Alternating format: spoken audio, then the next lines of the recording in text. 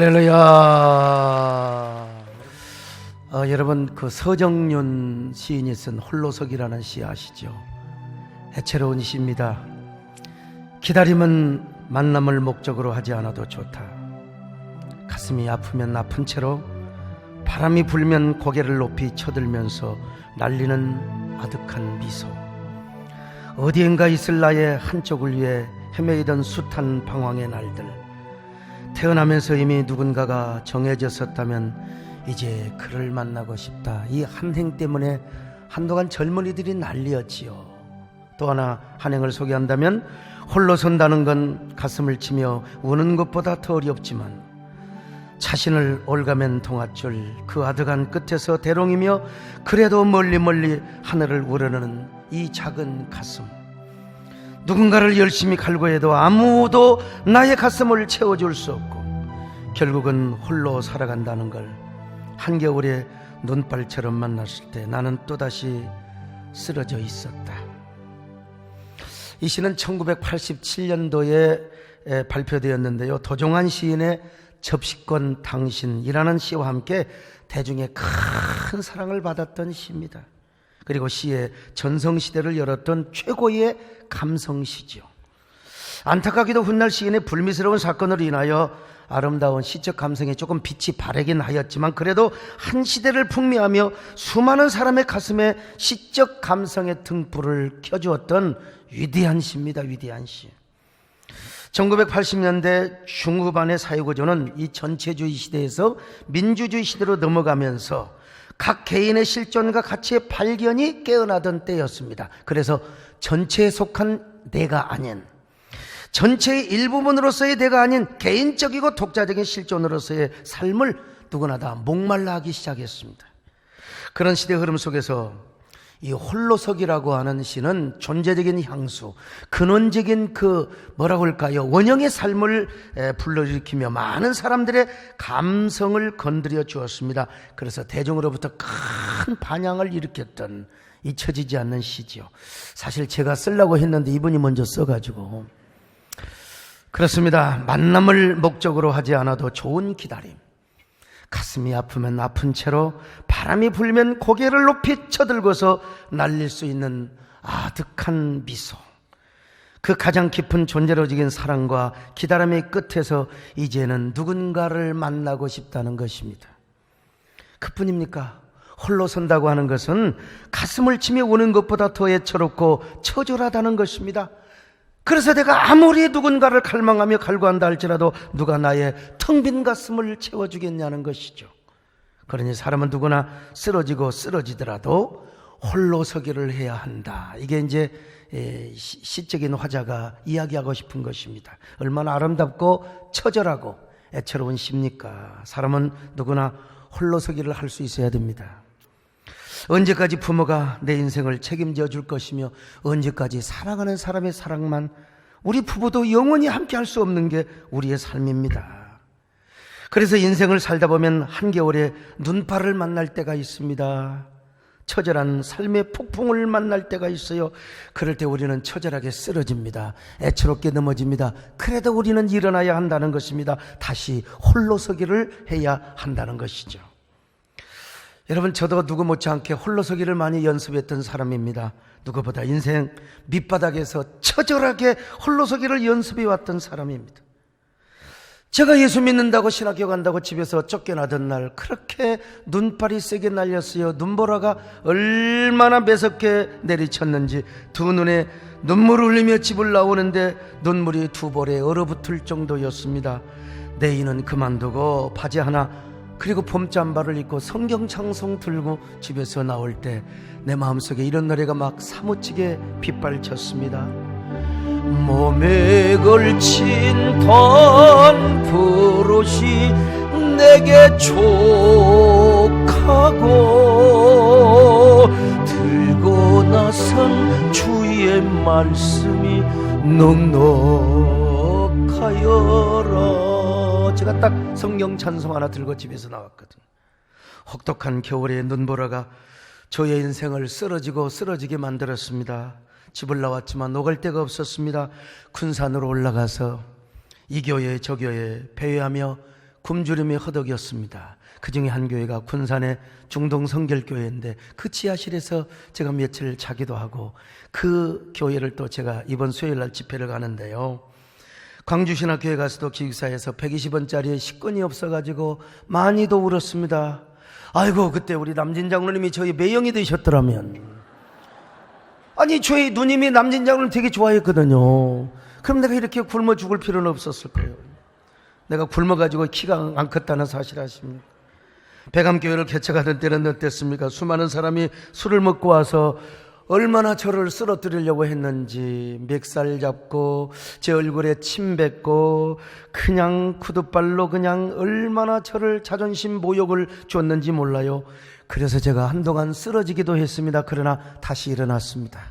그 모욕, 그 모든 그 상처를 다 잊고 제가 일어났어요. 그리고 제가 그 길을 걸어갔어요. 사명의 길을 걸어갑니다.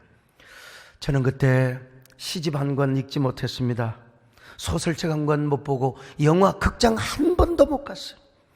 여러분, 제 고향이 남원이기 때문에 저는 풍류를 좋아하는 사람입니다. 글 쓰고 시 쓰고 노래하기를 되게 좋아하는 사람입니다. 내가 만약에 술을 먹었더라면 제가 진짜 어떻게 됐겠습니까? 술을 못 먹어서 그렇지요. 오죽하면 제가 생전 처음 교회 나가서 여러분 예배를 보고 2부 예배 시간에 장기 자랑하는데 내가 찬송가를 모르니까 그때 대중가요 유행가를 불렀어요. 그 유명한, 내가 치매 걸려도 이건 잊어먹을 수 없어요. 그 노래의 제목이 뭐냐? 오동잎이어서 그때 유명한 노래였습니다. 여러분, 오동잎 한 잎도 떨어지는 가을밤에 그 어디서 들려오나 귓도람이 우는 소리. 이 노래방 가면 이제 100점 나와요. 함부로 못 가서 그렇죠. 이렇게 대중가요를 좋아했던 사람은 은혜 받고 나서 한 번도 입 밖에 여러분 이런 대중가요 못 부릅니다. 제가 신학교를 다니던 때의 신앙으로는 대중가요 용납이 안 되고 그럴 만한 여유도 없었습니다. 그러다가 제가 이제 신학교를 오가는 시내버스에서 아주 전혀 지금과는 색다른 노래가 내 귀를 그냥 내 마음에 파문을 일으켰어요. 그 노래가 제이라고 하는 노래입니다. 요즘 저를 수행하는 강현철 집사가 저한테 경고장을 주는 거예요. 목사님이 요즘 제이라는 노래를 너무 자주 부르는 거 아닙니까? 아이 참, 그래도 부를까 말까 하다가 아무튼 간에 제이 하면 누가 생각이 나요? 이선희 씨도 생각이 나지만 예수님이 생각이 나지 않습니까? 제이 스치는 바람에 제이 그대 모습 보이면 죽여줘요. 지난밤 꿈속에 만났던 모습은 내 가슴속에 여울져 있는 겁니다. 이게 엄청난 예술적 파문으로 사실 다가왔어요. 20대 처절하게 홀로서기를 하고 있던 저에게 이 노래는 진짜 내 마음에 뭉클한 감동을 줬어요. 지금도 이 제이는 예수님의 이미지로 남아있는데 또 하나 노래가 있어요. 젊음의 노트라고 하는 노래입니다. 우리 장로님들, 제 또래 우리 성도님들 아마 그러고도 남았을 거예요. 나는 그분요 텔레비에서 본 적도 없어요. 그냥 보는데 이게 내 젊음에 홀로서기를 하고 있던 때에 내 젊음의 빈노트에 내가 무엇을 그려야 하나. 내 젊음의 빈노트에 무엇을 그려야 하나. 내 젊음의 빈노트에. 여러분, 이 노래가 나에게 나는 도대체 뭘 써야 하는가. 그래서 이제 결론을 했어요. 내 젊음의 빈노트에 예수님을 그려야 하지. 혹은 이제 위로를 받은 적이 있었는데요. 제가 그만큼, 그런데 입 밖으로 부르지를 못했어요. 지금이야 제가 이제 소위 말하면 도가 통해가지고 이제, 그때는 이거 부르면 그냥 완전히 막 하나님 앞에 벼락 맞을 줄 알았습니다. 그만큼 신앙적으로 목회적으로 홀로서기에만 매진했다는 것이죠. 저는 부목사 사역을 한 번도 해본 적이 없습니다. 누가 써주지를 않았어요. 이렇게 훌륭한 사람을 안 써줬어요, 세상에. 그래서 저의 길은 원웨이 개척을 하는 거여서 서울에 올라와서 개척을 하는 겁니다. 그러나 누가 저에게 목회를 가르쳐 준 적도 없고, 개척은 이렇게 하는 것이다, 저렇게 하는 것이다, 저에게 가르쳐 준 적이 없어요. 아니, 그러니까 저의 개척 사역은 얼마나 처절하고 애처로웠는지 몰라 도와주는 사람이 없었으니까요. 제가 서울 시내를 다니면서 개척을 하려고 하는데 개척 자금이 없어요. 내가 제일 하고 싶은데 목동이요, 상계동도 가봤습니다. 그래도 여러분 아파트촌에서 목회를 하고 싶어가지고, 근데 그런 곳에 개척하려면 진짜 여러분 개척 자금이 많아야, 그러니 제 삶이 얼마나 처절하고 고독 같겠습니까? 그래서 교계에서 저에게 붙여준 닉네임이 뭔 줄 아세요? 맨발의 소명자요. 맨발의 소명자, 3M 목회자, 맨발 맨손 맨땅에서 오늘의 교회를 이루었다고. 지금 여러분 가운데도 혹시 인생 한 사막을 달려가고 계신 분 계십니까? 소쩍제 우는 숲에서 나도 함께 구슬프게 우러대고 있는 분 계시나요? 고난의 시련의 극지에서 눈물을 흘리는 분 계시나요? 오늘 이 시간 주님의 은혜를 붙잡으시기를 바랍니다. 여러분, 주님의 은혜를 붙잡고 홀로 서기에 성공하시기를 바랍니다.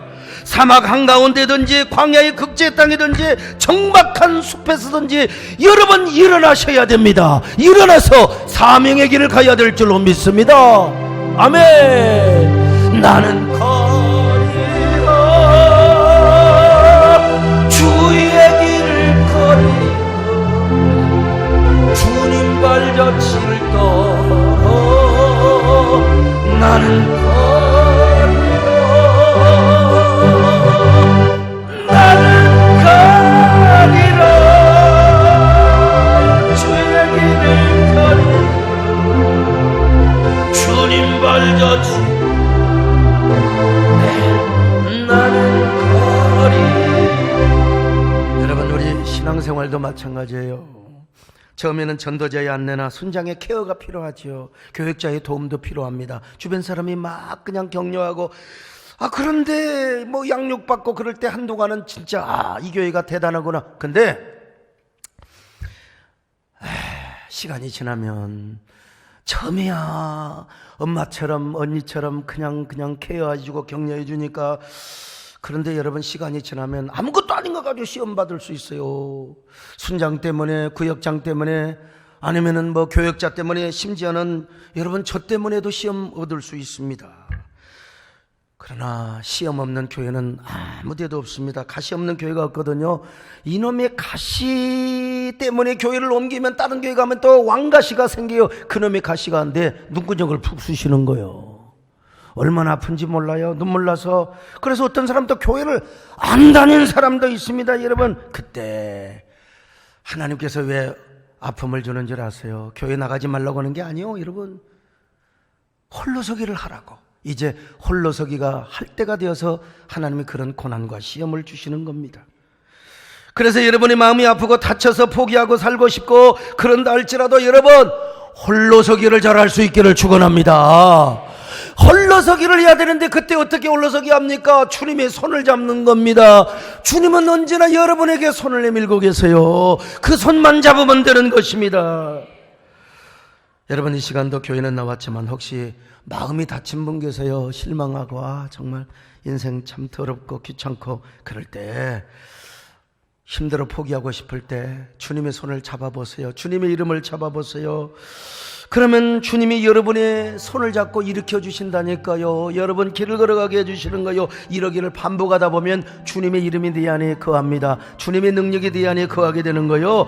그러다가 이제 고통스러운 광야 인생을 걸어가다가 또 넘어질 때 우리는 습관적으로 주님의 이름을 부르게 되는 거요. 습관적으로 무슨 어려운 일이 있으면은 주님의 이름이 나오게 되는 거요. 그리고 예수님의 이름을 붙잡고 우리가 다시 걸어가게 되는 겁니다. 여러분, 이 시간 예수님의 이름을 잡으시기를 바랍니다.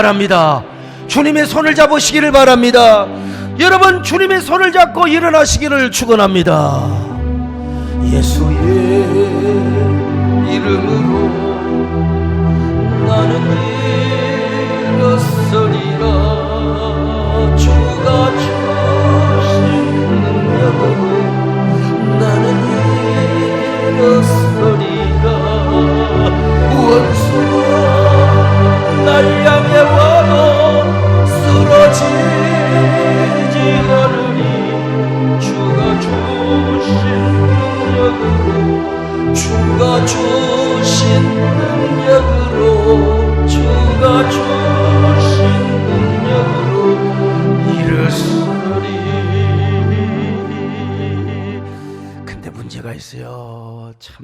홀로서기 좋지요. 당연히 홀로서기 해야 돼요. 근데 이 홀로서기를 지나치게 또 강조하다 보면 신앙이 폐쇄적이고 개인주의적인 신앙으로 또 이렇게 흘러가요. 그저 편하게 인스턴트즘에 빠져서 이제는 공동체 이론이 아니라 그냥 개인주의야. 예배 그냥 살짝 드리고 갔다가 그냥 뭐 교회 타치 통제를 받기 싫어하는 겁니다. 신앙이 개인화되고 독선주의가 되게 되는 거예요. 그래서 교회가 내 마음에 안 들면 언제든지 교회를 떠날 수 있고, 어떤 사람은 종교까지 바꿔버려. 그냥 종교도 다 바꿔. 그냥 교회도 바꿔버려. 교회도 바꿔버려요. 교회도 마찬가지입니다. 교회가요, 너무 이게 독선에 빠지다 보면 개교주의로 빠져. 개교에 연합의식이 없어집니다. 공동체 의식, 공교의 의식이, 이 캐톨릭 처치라고 영어로 천주교를 말하는 게 아니라 보편적 공교의 의식이 없어지는 것입니다. 그래서 이제 개교주의로 빠지는 거예요. 교회가 모래알이 되는 것입니다. 저도 옛날에 그랬어요. 제가 얼마나 성장주의를 추구한 사람인지 아세요? 제가 이래봬도 맨발의 소명자로 개척을 해서, 여러분 30대 중반에 1000평이 넘는 예배당을 지었습니다. 1500명을 넘기면서 한국계 목회 신화를 이루고 부흥의 전설을 이루었던 사람입니다. 그래서 교계 안에서 목회 돌풍을 일으키며 혜성같이 등장한 차세대 지도자라고 주목을 받았던 사람이에요. 여러분, 저 우습게 보면 안 돼요. 가수로 말하면 남진 장로님, 혜성같이 등장한 신인 가수왕을 받은 사람이죠. 내가 꼭 가수로 비유를 해야 되는지 모르겠지만 아무튼, 그런데 그렇게 예배당 짓고 5년 만에 이 땅을 사서 예배당을 지은 거 아닙니까? 사실 40대에 그것도 초반에 시작해서 이 예배당을 지은 사람이, 여러분 당시에 조용기 목사님 빼놓고는 없었습니다. 그 당시에요. 요즘이야 큰 교회 많이 지었지만요. 그러니까 저의 야성, 저의 저력이 얼마나 대단했습니까? 그때까지만 해도 내가 얼마나 고고하게 목회를 했는지 몰라. 나는 우리 교회밖에 몰랐어요. 뭐 연합사역이나 생태계, 공적인 사역 이런 거 아무것도 몰랐어요. 교회 생태계 이런 거 몰랐어요. 제가 성장주의로 계속 갔더라면, 여러분 우리는 지금 이곳에서 예배 안 드릴 거예요. 딴 곳에서 더 넓은 예배당을 짓고 아마 제가 분명히 성장주의에 매몰이 되었다면 그랬을 거예요. 근데 어느 날 내가 만나지 말아야 할 사람을 만났어요. 그분이 어떤 분이냐, 진짜 제가 마음으로 존경하고 사랑하는 그런 장로님, 김성교 장로님이에요. 전 그분을 만나서 생각이 완전히 바뀌었습니다. 홀로 서기가 아니라 함께 서기를 해야 되겠구나. 저의 목회의 방향이 완전히 전환점을 이루게 되었습니다. 이제는 함께 연합하여 한국교회를 세워야 되겠구나. 세대냐라는 왕국을, 세대냐라는 도성을 쌓는 것도 중요하지만 이제는 하나님의 킹덤 빌더가 되어야 되겠구나. 그래서 12~13년 전부터 한국교회 연합운동을 했습니다. 생태계를 지키는 일을 했어요. 이런 걸 생각하면 제가 좀, 우리 교회는 손해지요. 저도 손해고요. 사실 목회를 집중으로 해야 더 큰 교회도 짓고 더 큰 목회를 하죠. 여러분, 그러나 한국교회 전체로 볼 때는 제가 우리 김승희 장로를 만난 게 정말 잘된 것이죠. 이번에 우리 교인들이 북유럽을 따라가가지고 그러더라고요. 목사님 한국에서도 훌륭한 줄 알았는데 북유럽에 와서 보니까 우리 목사님이 얼마나 귀하고 얼마나 귀한 사역을 했는지 내가 알게 되었습니다. 그렇습니다. 여러분, 지난주도 말씀드린 것처럼 북유럽의 목회자들이 조금만 깨어 있었더라면 북유럽은 그렇게 넘어가지 않았어요. 목회자들이 조금만 공적인 의식과 공교의 의식이 살아있었더라면 절대로. 그런데 영국 교회도 마찬가지고 미국 교회도 마찬가지고 이 개교회주의에 빠져가지고 여러분 다 했던 거예요. 연합의식이나 공교의식이 없어요. 저는 누가 말하지 않아도 이 일을 제가 알고 시작을 했습니다. 사실 저는 우리 아까 이 목사님께서 부총회장 됐다고 박수치라고 하는데, 저는 우리 교단에 총회장, 부총회장 이런 거 제가 그런 거 생각했겠습니까? 오로지 제 신학교 시절의 로망은 조영기 목사님이었어요. 조영기 목사님. 죄송하지만 나는 신학교 시절에 광주 신학교 다닐 때 나는 조영기 목사님을 능가하리라. 여러분, 오늘 또 좋은 날입니다. 나는 분명히 조 목사님을 능가할 것입니다. 할렐루야 하고 제가 연수보고 다니다니 완전히 허풍쟁이였어요. 완전히. 먼 훗날 조영기 목사님을 뵙고 제가 옛날에 조 목사님을 능가한다고 제가 허풍 떨고 용서하십시오. 그랬더니 조 목사님 쇼 목사는 그릇이 커요. 능히 할 수 있어요. 근데 우리 교회 와서 보더니 너무 교회가 적다는 거예요. 다시 교회를 지으시기를 축원합니다. 여러분, 우리 교회에서 오셨던 말씀 한번 들어보세요. 좀 크게 짓지 왜 조그마한 교회를 지었냐. 그런 말을 했으면 다음에는 여러분 10,000명이 넘는 교회가 세워질 줄 믿습니다. 그래서 우리 한국과 세계를 복음화하는 역사가 일어나야 되는 것입니다. 저는 그렇게 조 목사님의 로망이었다니까요. 연합사역이나 생태계, 총회장, 연합기관의 대표회장 생각도 안 했어요. 그저 오로지 큰 교회 짓고 내가 큰 목회하리라. 그런데 이런 사역을 해보니까 아하, 교단장도 필요하구나, 이 직함이 필요하구나, 예? 이런 사실을 깨달았습니다. 그러나 교단장이 되려면 선거를 해야 됩니다. 투표를 해야 돼요. 선거를 하면 얼마나 피곤하고 힘들겠습니까?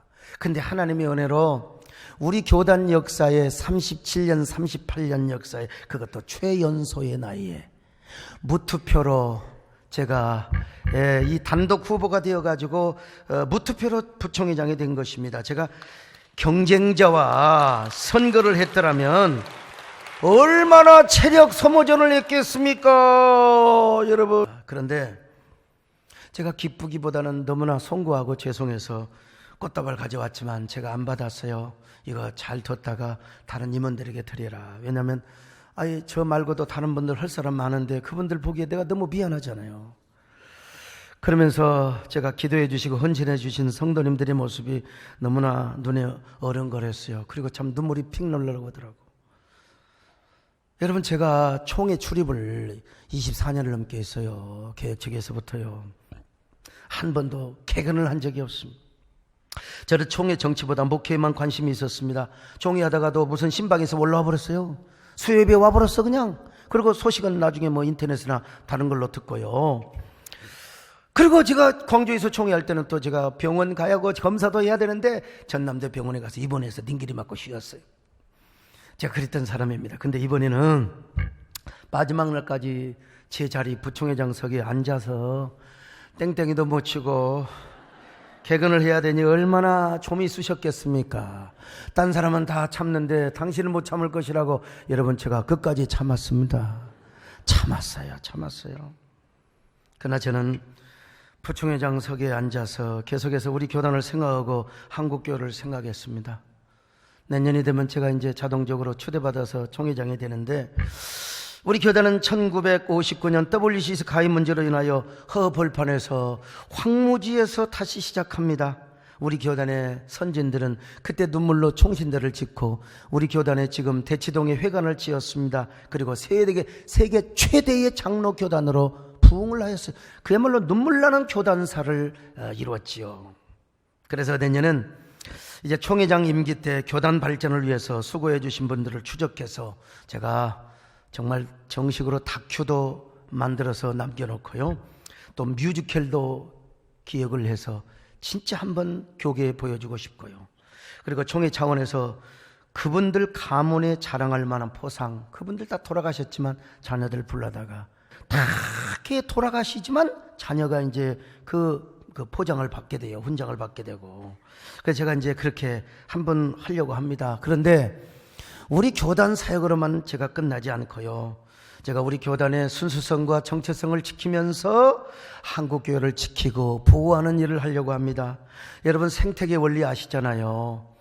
이 생태계가 깨지면 우리 인간의 생존이 위협을 받습니다. 그런 것처럼 여러분, 이 지역 교회가 무너지게 되면 아이고 그 교인들 다 우리 교회 올 것 같지만 아닙니다.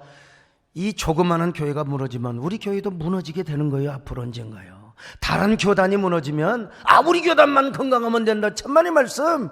이게 생태계 원리요. 우리 교단도 무너지는 겁니다. 그래서 저는 계속 부총회장석에 앉아서 여전히 홀로서기와 개인적인 신앙에 머물러 있거나 안 나가신 자들, 교회 다니다가 안 나가면 막 그냥 손가락질하는 사람들을 향하여 마음속으로 이렇게 사랑의 연설을 썼습니다. 홀로 서 있는 당신들이요, 지금 당신은 어느 광야를 걷고 있나요? 어느 사막에 홀로 서서 목말라 하고 있는 건가요? 왜 자꾸 공동체 무리에서 이탈하려고만 하나요? 왜 교회 공동체를 이탈하여 홀로서만 외로운 길을 가려고 하는 건가요? 지금도 당신을 애타게 찾으며 부르시고 계시는 주님의 음성이 들리지 않나요? 홀로 서 있는 당신이요, 이제는 어서 주님의 품으로 교회로 돌아와서요. 그리고 여전히 개교주의에 빠져있는 홀로 서 있는 목사님들을 향하여 마음으로 이렇게 연설을 보냈습니다. 홀로 서 있는 목사님들이요, 저도 옛날에는 성장주의와 개교주의에 매몰된 사람이었습니다. 그러나 어느 때부턴가 저는 홀로 서기를 넘어 함께 서기에 눈을 뜬 사람입니다. 그래서 저도 연합사역을 하게 되었고 공교의 사역을 하게 되었습니다. 그러니 우리 목사님들도 함께 서기에 나섭시다. 그리고 제가 총회장을 할 때 목사님들 제발 도와주십시오. 저는 반드시 한국교회 연합기관을 하나로 만들고 한국교회 생태계를 보호하여 부흥의 리더십, 대사회적 리더십을 행사할 것입니다. 존경하는 목사님들, 장로님들, 우리 함께 손을 잡고 나갑시다. 제 마음속으로 이런 생각을 한 거예요. 그러면서 옛날 제가 썼던 시 초창기 시절에 제가 서정연의 홀로 서기를 보고 나는 함께 서기라는 시를 한번 써보자, 낙서 수준의 시입니다. 근데 이 시집에 이게 등재되어 있는 시예요. 예전엔 홀로 설 수 있었습니다. 하지만 지금은 홀로 설 수 없습니다. 예전엔 홀로 서기를 좋아했습니다. 그러나 지금은 함께 서기가 좋습니다. 예전엔 당신이 홀로 섰던 것을 시샘하고 질투하였지만 이제는 당신이 먼저 서주어야 내가 설 수 있습니다. 예전의 역사는 독선과 수치의 역사였습니다. 독불장군이 활극을 꿈꾸고 홀로 서기에 영웅이 되려는 그것이었습니다. 하지만 지금은 역사를 참여하고 다시 섭니다. 당신이 먼저 서고 당신 기대어 나도 함께 서는 황홀한 함께 서기의 역사를 이루기 위해서요. 내가 여러분 시 좀 수정할 수 있지만 그때의 그 심정을 그대로 지금 그대로 기록한 거예요. 다음엔 조금 수정을 하려고 합니다. 이런 걸 생각하면서 언젠가 제가 오늘 작곡 작사했던 노래, 오늘 일부러 이 노래 하라고 했어요. 나 이런 노래를 자주 불러요. 우리 함께 걸어요, 손잡고 함께 걸어요. 당신은 혼자가 아니잖아요. 우리 함께 걸어요, 우리 함께 걸어요.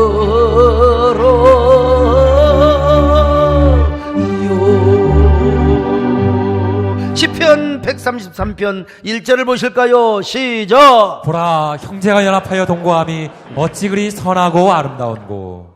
함께 연합의 중요성을 잘 말씀하고 있습니다. 여러분, 우리부터 연합할 수 있기를 바랍니다.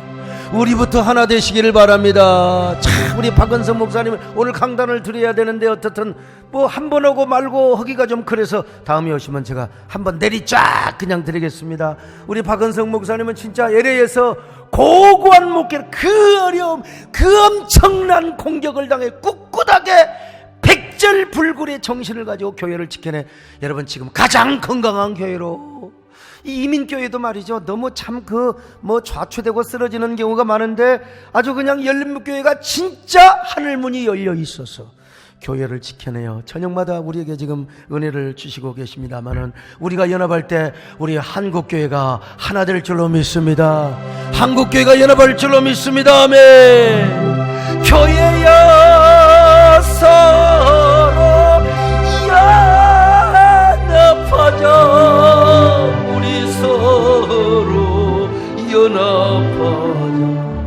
사랑의 주님 계명 지켜 힘써서 연합하자. 오늘 본문을 보세요. 두 사람이 한 사람보다 나은 것은 그들이 수고함으로 좋은 상을 얻을 것이라고 했어요. 두 사람이 길을 가다가 넘어지면 다른 사람이 일으켜주지만 홀로 서서 넘어지면 누가 일으켜주냔 말이요. 쓰러지고 넘어지는 것입니다. 오히려 화가 임한다는 거예요. 성경 전도서 4장 9절로 10절 봅니다. 시작. 두 사람이 한 사람보다 나음은 그들이 수고함으로 좋은 상을 얻을 것임이라. 혹시 그들이 넘어지면 하나가 그 동물을 붙들어 일으키려니와 홀로 있어 넘어지고 붙들어 일으킬 자가 없는 자에게는 화가 있으리라. 두 사람이 누우면 따뜻해요. 혼자 있으면 추워요. 혼자 있으면 패하지만 두 사람이 함께 있으면 맞설 수 있으니 세 겹줄, 3겹줄은 끊어지지 않는다고. 자, 11절로 12절 보실까요? 시작. 또 두 사람이 함께 누우면 따뜻하거니와 한 사람이면 어찌 따뜻하랴. 한 사람이면 패하겠거니와 두 사람이면 맞설 수 있나니 세 겹줄은 쉽게 끊어지지 아니하느니라. 여기서 바로 제3의 법칙이라고 하는 하나의 협동의 원리가 나온 거예요. 우리 회의할 때도 마찬가지잖아요. 그냥 동의합니다, 채청합니다. 그리고 그럽시다. 그러면 당회가 잘 되는 겁니다. 교회가요. 오늘 이 3의 법칙은 바로 함께 서기에 위대한 교훈을 주고 있습니다.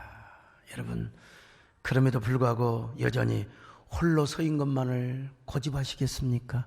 홀로 설 때 홀로 서야 합니다. 처절하게 홀로 서야 돼요. 그러나 함께 설 때는 함께 서야 됩니다. 그래서 제가 마지막으로 이런 연설을 보내고 싶습니다. 홀로 서 있는 당신 외롭지 않으신가요? 지금 어느 비바람이 부는 길을 홀로 걸어가고 있나요? 어느 차가운 별이 지는 밤을 홀로 지새우고 있나요? 홀로 길을 걸어가다가 넘어져 눈물을 닦고 있지는 않나요? 함께 걸으면 넘어져도 서로 일으켜 세워줄 수 있고 함께 누우면 따뜻하다고 말씀하지 않습니까? 삼겹줄은 쉽게 끊어지지 않는다고 하지 않습니까? 특별히 홀로서기와 그리고 공교의 의식이 없는 홀로서기 목회자들이시여, 우리 함께 손을 잡읍시다. 함께 뭉칩시다. 우리 함께 한국교회를 세워나갑시다.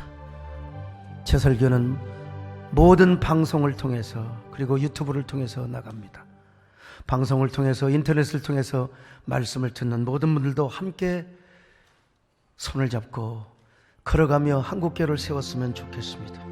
저와 여러분을 통하여 이런 역사가 일어났으면 좋겠습니다.